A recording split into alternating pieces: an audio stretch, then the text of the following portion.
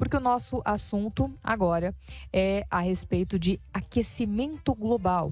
Aquecimento global e também crédito de carbono, porque hoje uma linguagem mundial, as grandes nações hoje estão trabalhando muito com a maneira de reduzir a emissão, sim, né, de gases que causam o efeito estufa, mas também de como neutralizar esses gases. O que é isso?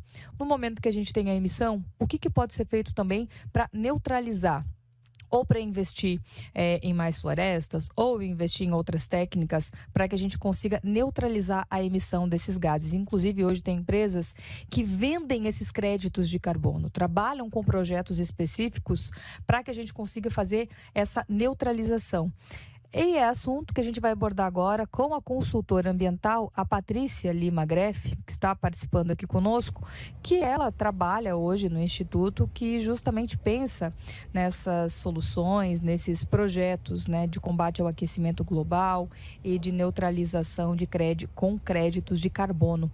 Patrícia, seja muito bem-vinda. É importante a gente ter esse papo aqui, porque como eu abordei até nessa introdução, nós estamos falando de uma linguagem mundial. As grandes potências estão falando sobre esse assunto. E Santa Catarina, Brasil, também precisa olhar para isso. Se não for só para cuidar do meio ambiente, que já é uma grande demanda, mas que seja também para olhar para a questão econômica, né? Bom dia para você, seja bem-vinda. Bom dia a todos. É um prazer estar aqui conversando com vocês sobre esse tema extremamente importante para Santa Catarina, extremamente importante para o Brasil e para o mundo, que é a questão do aquecimento global e da produção de créditos de carbono, do processo de descarbonização e como que isso daí pode afetar efetivamente a nossa vida e como nós, pessoas, né, indivíduos, conseguimos também fazer a nossa parte para combater essa questão das mudanças do clima. É importante destacar que a mudança do clima ela está acontecendo. A gente consegue amenizar, mas a gente não vai parar. Então, alguma coisa a gente vai ter que fazer nesse processo, né? Já foi assunto hoje aqui na nossa pauta, questão de dengue. Eu até fiz uma relação da dengue com o aquecimento global, porque é uma doença epidêmica, mas que tem tudo a ver, né, com o desequilíbrio que a gente tem em relação à chuva, em relação à temperatura e tudo mais, que a gente sabe que é causa e consequência. Mas falando exatamente sobre o assunto que você atua, de que forma, né, você apontou, olha, tem algumas coisas que a gente pode fazer para evitar ou a emissão ou neutralizar a emissão de gases. Como o que, por exemplo? É importante o que você falou agora da dengue, porque uma das questões que a gente já sabe, a ciência demonstrou é que algumas doenças elas vão aparecer a partir das mudanças do clima, justamente por causa da questão de alterações de temperatura, alterações de clima e de eventos extremos. Então, as chuvas extremas, com calores extremos, pode trazer, então, à tona doenças que eram fáceis de erradicar anteriormente e que agora já se tornam mais difíceis, como, por exemplo, agora a questão da dengue. A gente está com muita poça de água por causa de chuvas extremas que a gente tem tido, constante, né? E a gente vai ter mais locais para propagação, para crescimento desses, das larvas e dos mosquitos.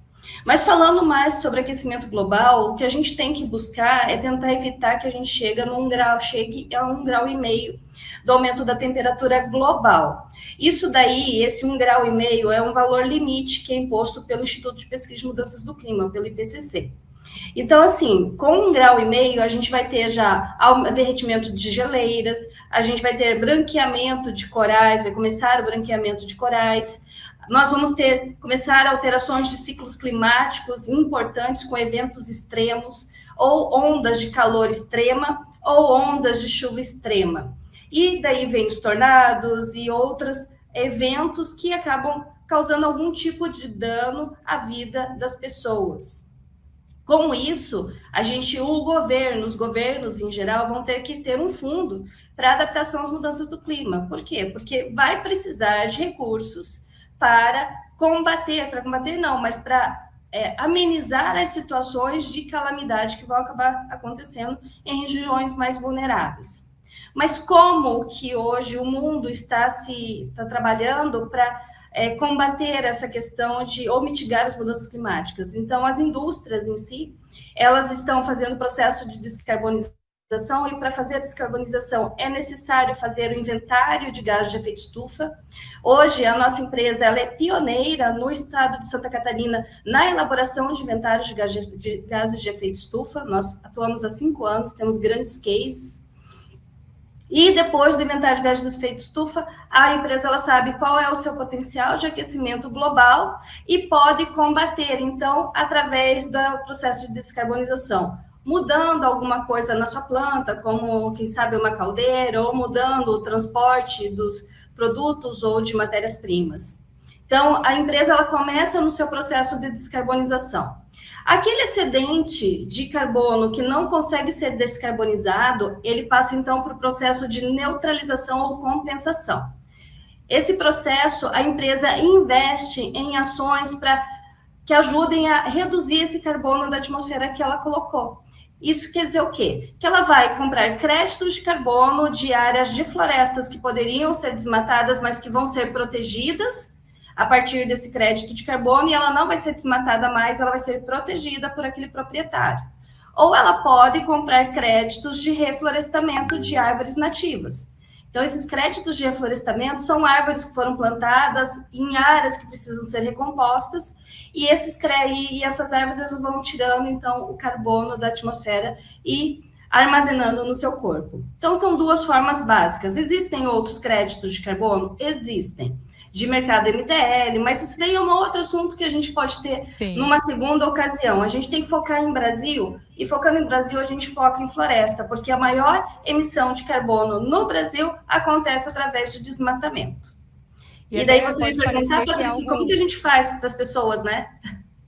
Isso, por favor, pode concluir. Como que a gente faz para as pessoas, para elas ajudarem nesse combate a mudanças do clima?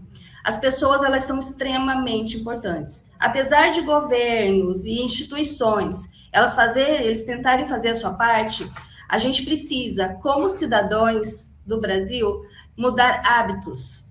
Hábitos na hora de consumir algum produto. Então, quando eu vou trabalhar, quando eu vou num parque, usar o carro, usa-se um carro com combustível limpo, como o etanol. Então, eu tenho opções de combustíveis? Tenho. Tem gasolina e tem etanol.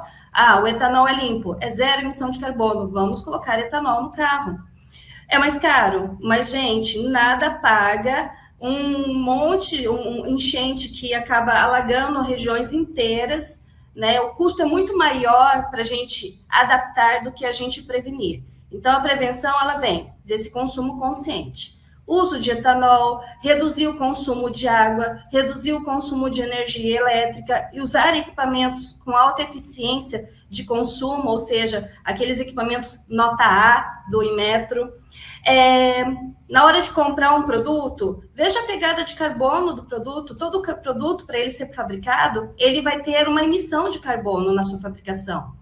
Aqueles produtos que são carbono neutro são produtos onde a empresa, a indústria que está produzindo ele já tem consciência do seu efeito global e ela já está tomando atitudes sustentáveis para reduzir sua pegada. Então, os produtos com pegada de carbono já são produtos que estão sendo neutralizados. Dá preferência a esses produtos. Aqui em Santa Catarina, nós temos algumas empresas que já são carbono neutro.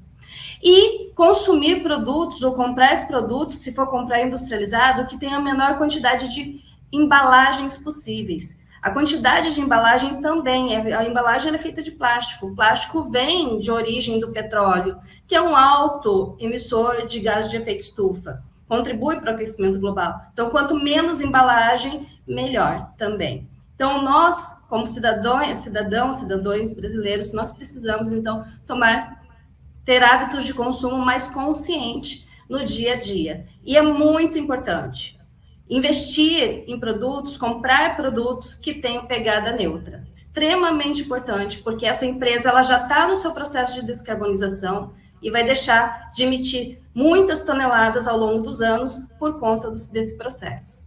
São algumas ações, né? Entre tantas outras. Muitas ações, né? Patrícia, deixa eu agradecer, viu, a sua presença aqui conosco. É um assunto que a gente pode aqui, repercutir ainda mais, conversar ainda mais, dar um programa inteiro, né? Só falando sobre isso. E também com a colaboração, o Jackson. Ô, Jackson, obrigada, viu? Ele é nosso ouvinte voltado aí para essa causa ambiental, trabalha com isso. Então, sempre mandando mensagem aqui, se posicionando, colaborando, inclusive, com essa discussão. Então, agradecer a nossa entrevistada. Em outro momento, até a gente pode voltar a falar sobre esse assunto. E Santa Catarina também está trabalhando, inclusive, com políticas públicas para entrar nessa batida, o que é bom, né? O problema Muito está bom. aí. A gente precisa ver realmente soluções que tragam efeito a curto, médio e longo prazo. Obrigada mais uma vez. Muito importante ter você conosco aqui, viu? Estou à Até a próxima. disposição. Precisando, pode chamar.